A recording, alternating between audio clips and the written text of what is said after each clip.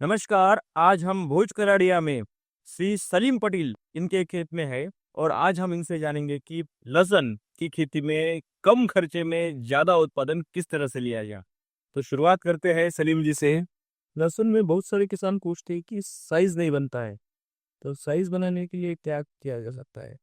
जिसे हमारे क्षेत्र में साइज बढ़ाने के लिए वो करते हैं 41 से 50 दिन के अंतराल में calcium nitrate, zinc, boron, magnesium, ये जो पोषक तत्व हैं, जो माइक्रोन्यूट्रिएंट, वो उस चीज को उस टाइम में जरूरत रहती है। उस टाइम में किसान क्या करता है, बोले चलो इको डाल देते हैं या दूसरे चीज डाल देते हैं, कोई भी दूसरा खाद हाँ, डालते हैं, यूरिया है, यूरिया है, डीएपी है, जो भी डालते हैं।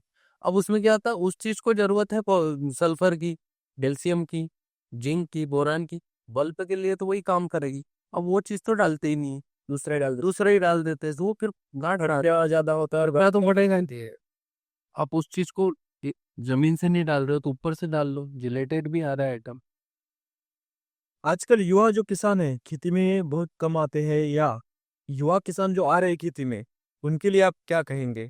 क्या चीजें मायने रखते हैं खेती में? हमारे गुरु जो जहाँ मैंने पढ़ाई की थी, उनका एक ही वो दिया था उनने, उत्तम खेती, मध्यम व्यापार और सबसे हल्का काम है नौकरी। मैं भी खेती करना आया हूँ तो जॉब छोड़ के ही आया था। खेती में आप उस चीज को मेंटेनेंस रख के चलो, ऐसा नहीं कि वो भी डाल दिया वो भी डाल दिया, खर्चा काहे के लिए बढ़ाओ।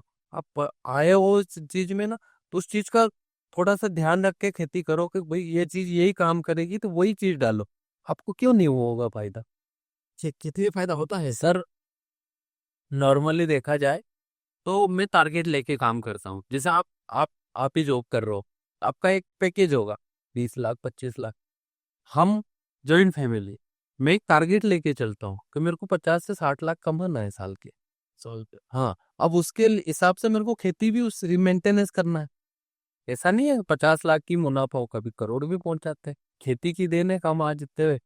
4 बंगले देखे आप? 4 बंगले, एक और बनना है, वो तो ठीक है, पर वो टारगेट लेके चलो। जरूर नहीं है, फसल का भाव ऐसा रहता है, कभी है कभी नहीं है। तो आपको इतनी कैपेसिटी होना चाहिए कि उसको स्टॉक भी कर सको। बोले मेरा खर्चा आ गया, मजदूरी दे दी, दवाई वाले के दे दिए, ये खर्चा हो गया पूरा। अब जो मेरे पास जो 60% माल बचा हुआ है, वो मेरा प्रॉफिट है। अगर भाव बढ़ गया तो भी मेरा फायदा, कम हुआ तो भी मेरा फायदा, भाई वो मेरा प्रॉफिट ही है। और वो चीज किसान अगर सोच के चले ना, जैसे अब सारे क्या करते हैं, या तो सारा निकाल देंगे या सारा रख लेंगे। भैया कुछ चीज ऐसा धीरे धीरे आपको, हाँ, मंडी के हिसाब से चलो ना। आपके पास में मंडी है, आप उसमें ऐसा कर लो कि यार 30 कट्टे रोड मंडी डालना है। आप एक हफ्ते भाव पहुंचाओ मंडी में, उसके हिसाब से आप आखिरी में जब वो हफ्ते का हिसाब कराओगे ना, तो आपको एक एवरेज माल मिल जाएगा कि 12 रुपए 13 रुपए के पैसे मिल जाएंगे। कभी 8 रुपए भी बिकेगा, कभी 10 भी, कभी 15 भी, तो एवरेज आ जाता है। और खेती में मजदूर आपका इतना बड़ा खेती है, तो मजदूर की समस्या तो किस तरह से आप कम करते हैं? मजदूर की समस्या, या तो खरपतवार हर्बिसाइड अच्छे से डालो, कंपनियों के डालो, जिससे जमीन की उपजाऊ शक्ति खत्म ना हो। और टाइम पीरियड से अगर आपको दिख रहा है तो मजदूर करके ना उसको निकाला दो। तो मजदूर कैसे मैनेज करते हैं? इतना बड़ा खेत है आपका, वो 50। फिर मजदूर के लिए तो आपको एडवांस देना पड़ता है। आजकल पिकअप फोन चल गए हमारे एरिया में, कि जैसे आपको अगर मजदूर चाहिए, 100 मजदूर चाहिए, आप उसको 2 दिन पहले फोन लगा के बोल दो मेरे को इतने मजदूर चाहिए, वो आपको देगा लाके। मजदूर का कोई इतना बड़ा समस्या नहीं है, हाँ, इतना मतलब है तो सही समस्या, मगर टाइम पर पे पेमेंट जिसका दे दे। वो एडवांस जिसके रहते हैं वो आ जाते हैं।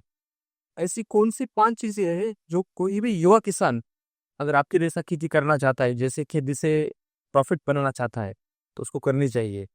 5 चीजें उसको बहुत ध्यान देके करनी चाहिए खेती में। सबसे मेन तो है मेंटेनेंस। आपको वो टारगेट लेके चलना है कि आपको प्रॉफिट ही कमाना है।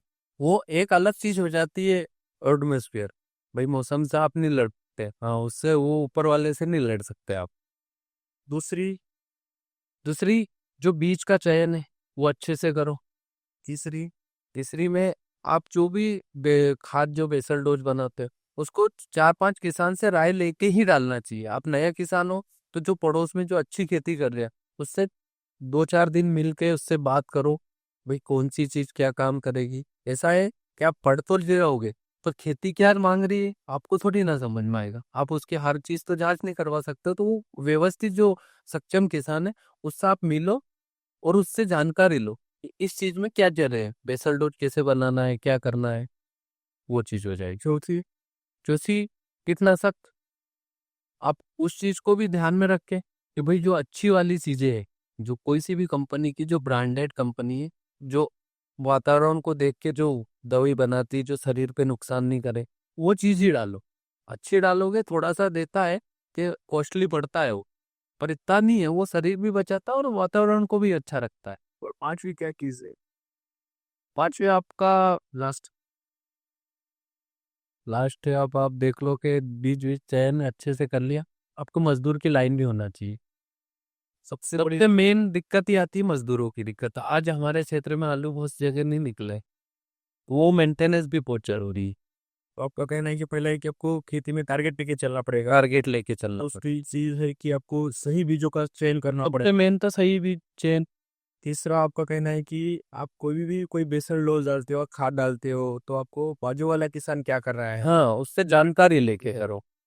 वो ध्यान रखना चाहिए। चौथी चीज आप बोल रहे हैं कि जो कीटनाशक दवाइयाँ है, इसका ज्यादा आदमी के ऊपर और प्रकृति के ऊपर नुकसान ना हो, सही ब्रांडेड कंपनी की दवाइयों का इस्तेमाल करना चाहिए। और पांचवी, आपको मजदूर जो है, इनका स्टॉक है, इनके साथ एडवांस पेमेंट देके इनका व्यवस्था करना चाहिए। व्यवस्था बिना मजदूर की खेती नहीं हो। नहीं होगी। आज मेरा प्याज तैयार हो गई, अगर मैं इसको निकालने जाऊँ ना, अगर मजदूर नहीं आए तो मेरी प्याज अभी अप्रैल में धूप ज्यादा गिरने लग जाएगी, वो यूं ही खराब हो जाएगी। उसका मेंटेनेंस तो बहुत जरूरी।